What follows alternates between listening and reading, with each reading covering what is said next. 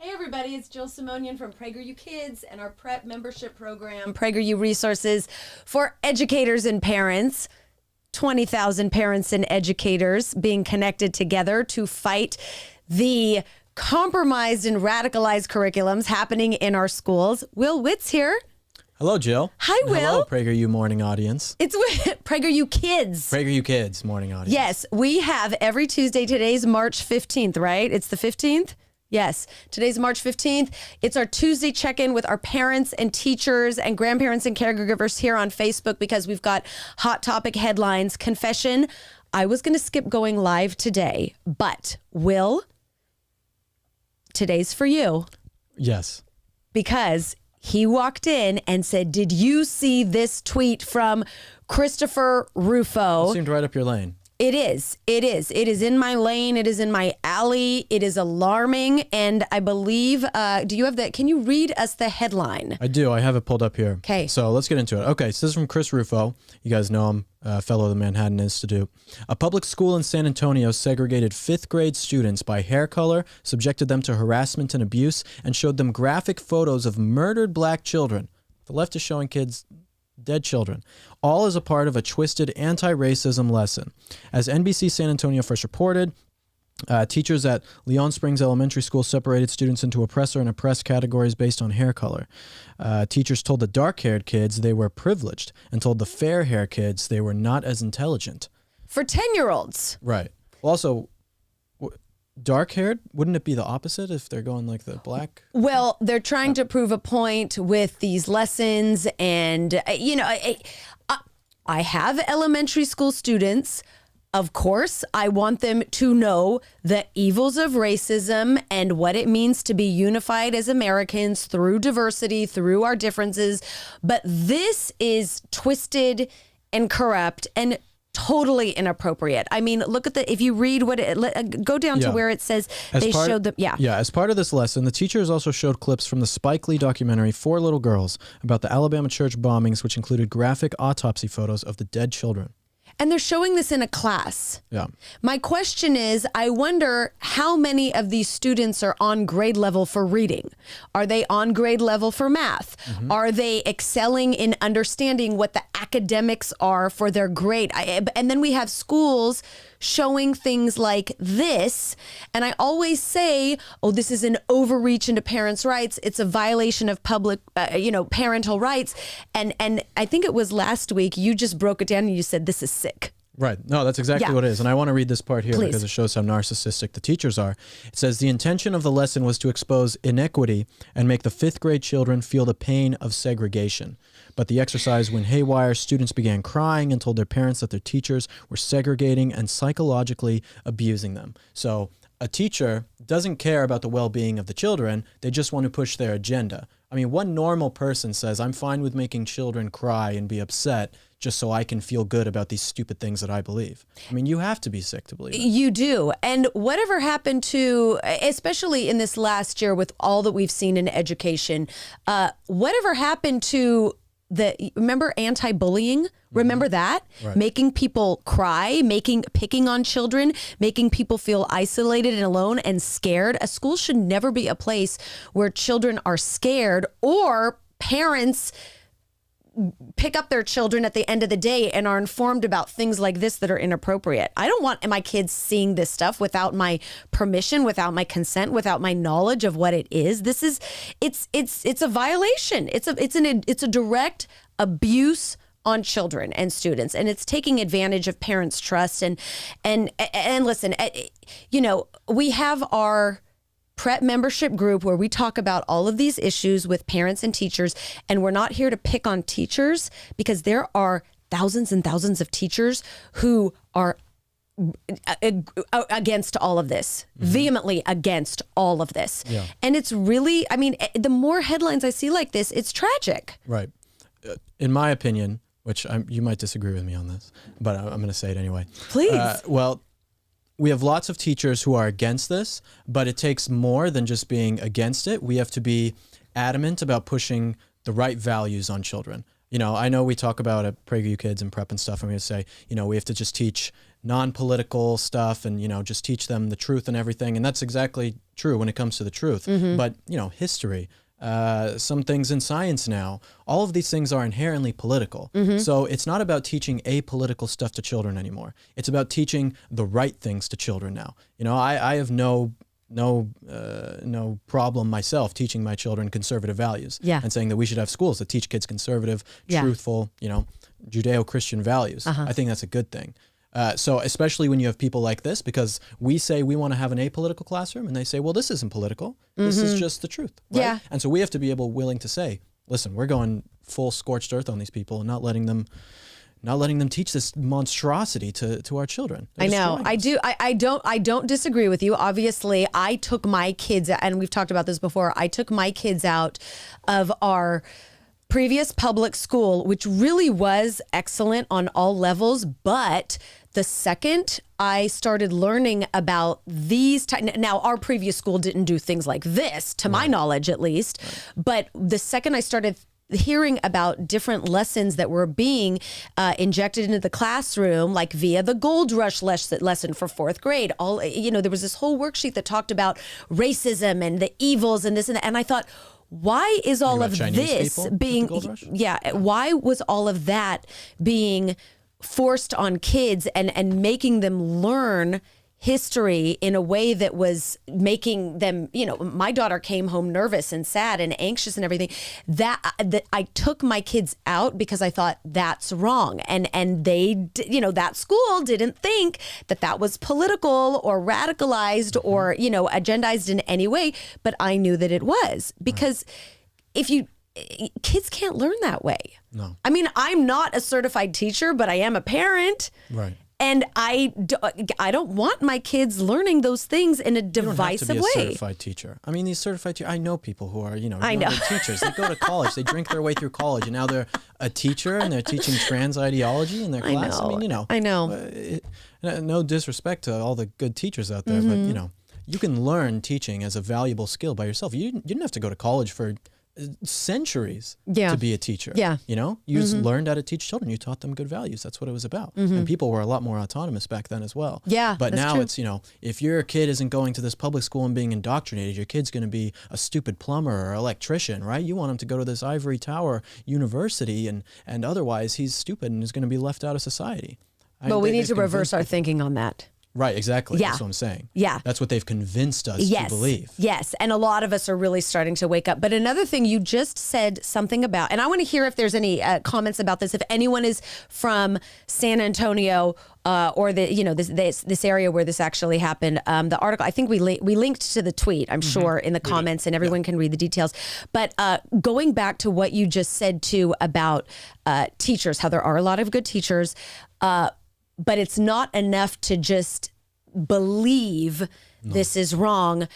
We have to do. And the teachers, as hard as it is with your unions and your peers and your colleagues and any bullying that might go on in that teacher's lounge, I don't know, but teachers do have a responsibility now to say, I'm not going to be party to this. I'm not going to be accomplice to this.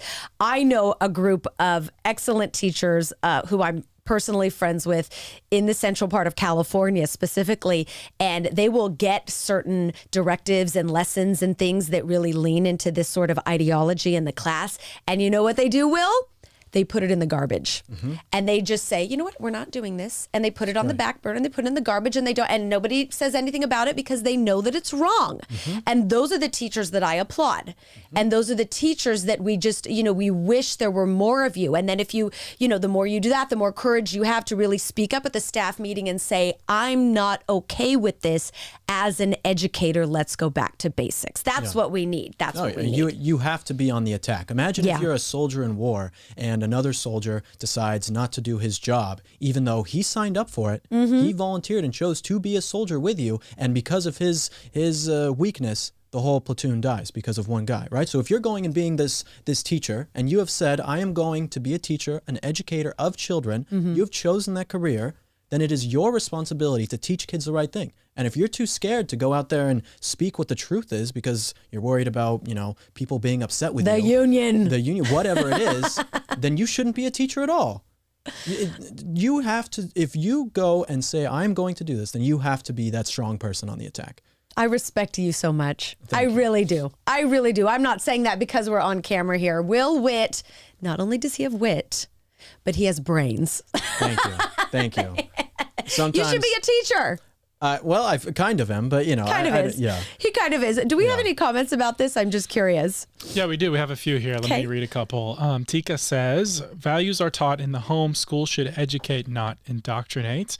Let's see. Katie says, we fought hard against K-12 indoctrination in 2012. We should fight even harder in 2022. Mm-hmm. Yes. And Jose says they are trying not to teach higher math here in Los Angeles because they called it racist. Yeah, yes, exactly. I heard about that, and I know that that's going on. I want to go back to the first comment. If you're still watching and listening regarding the values in the home, absolutely 100% agree. However, the one, I guess, conundrum with that is that unfortunately in so many homes, the values are not being taught. Mm-hmm. And rather than say, just what Will, you did say that values should be taught in the school, conservative values, and I do agree with that. But when we talk about values like the golden rule, that's not a conservative value. That's a value that, frankly, everyone from all sides of any kind of political spectrum really should get behind. Treat others the way. The golden rule. Exactly, but treat others the way you want to be treated. Isn't that I laugh at all of these diversity, equity, and inclusion buzzwords because isn't the golden rule the root of what inclusion really means? Isn't that what it is? Right. And then if they don't agree with you, shut them off social media. That's the left's golden rule. Right. But yes, but it's insane because it's like when you have a conversation and say, treat people the way you want to be treated, they look at you, oh yes, inclusion, but they just refuse to understand that the golden rule is universal for everyone. That's what we need to get back to in schools. And the golden rule, I mean, is Leviticus, it's biblical. Yes. And so that's why when I say conservative values, real conservative values, that is biblical values. Yeah. They are directly connected, whereas leftism is devoid of any sort of biblical meaning, whereas real conservatism connects to it. So when you're teaching these values, you are teaching the values of the Bible as well as the political values of a society and how they function as traditional conservatives. And that's what students should be learning. Yeah. Not just at home, but in the classroom as well. And if your classroom isn't doing that, then you should homeschool or at least get them out there and move them to a different school at the very least. Yeah. And I did it. I'm amazing. Living. Really? Listen, it was scary, but any parent who's watching, I will tell you, this last year, against all likelihood and my own shock and awe, my husband and I decided to move our children to another school because of the writing on the wall that we saw in the public education system. And I'll tell you, it was scarier thinking about it before we made that leap than it was to actually do it. Once you do it, you look back and you go, oh, you know what? Kids are resilient. Hey, look, they make friends, and hey, we can keep our old friends and everything's okay. I promise. Yeah. Speaking of resilience, we have a PragerU Kids show. We do. About resilience. And I'm going to let Will play a clip. Do you know how to play a clip? Because I certainly don't. I do. It's my one saving grace at this company. Excellent. This is our, most of you know, PragerU Kids has more than 100 pieces of content. We're coming up on our 1-year birthday. I will bring a birthday cake one of these days before April 1st to celebrate our official 1-year birthday for PragerU Kids. Without frosting. With frosting? No. I don't. Sprinkles? No, that's for women. We can scrape your frosting off, Will. What kind of? Why? What kind? Okay, wait. Let's get the request right now. What is it? Chocolate, vanilla, strawberry, sprinkles. What? Pound cake. No frosting. Oh, for heaven's sake! No frosting, no sprinkles, just plain pound cake. This is tragic. You see what we have to deal with? This is tragic. It's a 1-year birthday party. 1 year, like funfetti sprinkles. Yeah. So you have pound cake. No. Maybe. That's the best. That's what I would do. I should pound sand with that. For every year for my birthday, my mom got me pound cake and then strawberries. This is what I tell my children. Maybe we'll see. And they say, Mommy, that means no. Maybe we'll see. Well, you're going to have to do this live with someone else. Okay. Okay. No. We got to keep Will. Okay. I'll eat the funfetti cake. He'll eat the funfetti cake. Okay, great. Let's show the clip of our PragerU Kids Leo and Layla animated episode about a resilient woman in history. Let's just see. Pull it up maybe like at the 3 or 4 minute mark. Okay. See if you can guess who. Build a schoolhouse big enough for everyone. Oh, I was so excited. But then something unfair happened, right? Once the new building was completed, the newly elected school board removed me from my position as school leader and dropped me down to female assistant. They believed the position was not appropriate for a woman. So they let you build the school from nothing and then replace you after all the hard work was done? And just because you're a woman? Not fair. No, not fair at all. But what was I to do? Throw myself a pity party and wallow in victimhood? Not me. I'm tough. I'm resilient. Did you fight the school board to get your position back? No, there was nothing I could do. But I didn't want the lesser school position. So I moved to Washington, D.C. and became a clerk in the U.S. government's office that handles new inventions. Okay, do you know who this is, Will? Well, I can't cheat. I know who it is. Oh, yeah, that's right. He looked at the... Okay, so this episode is all about Clara Barton. And Clara Barton was a teacher, and she built a school and all of those wonderful things that we learned about her in that short clip there. But she also did what? She founded the American Red Cross. She founded the American Red Cross. And like I said, talk about values.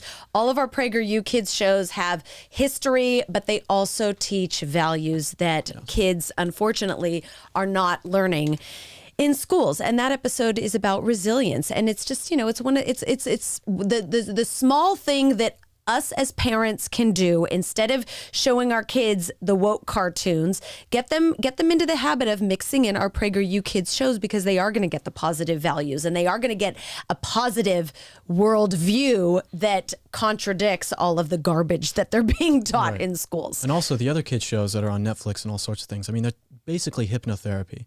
With how the colors and the animation and all this stuff. These are actually well-produced shows that are teaching your kids good values and aren't going to turn them into little zombies. Zombies! I was just going to say zombies. Exactly. Troglodytes. I mean, this is, if you want content for your kids, PragerU Kids is a place to go. You guys got to go to PragerU.com, PragerU.com/kids, and check it all out. Yes. Right? Well, yes. And you watch our shows all the time. I just know. I actually watch the PragerU Kids shows. I know you do.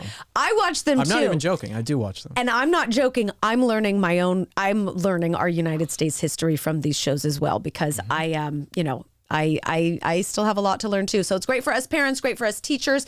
Any other questions or comments?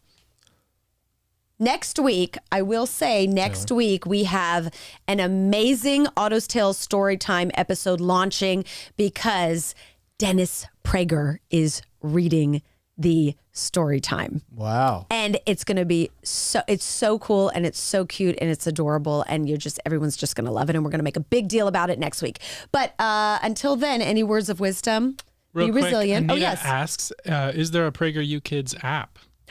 There is a PragerU app, which our kids' shows are included on. Right. But here's a little... Every time I come here, I get questions, and I never know if I can talk about it, but I'm gonna anyway, so protect me if someone comes to fire me. We are working on having a kids only section in the app and the website. We're working on this. It's all of our kids shows are free, outward facing, for anyone to use and watch and enjoy and consume. It's on our app. It's the shows are on the app. The shows are on the website, but we're working on an app that is only for kids, so that you can put it on the kids shows and give your kid a little bit of, maybe 30 minutes of screen time, and it can just be kids show after kids show after kids show. So we're working on it. It's coming. But everything's on our regular website. Right. Yeah. That's fantastic. Yeah. It's really okay. good news. Great. Good question.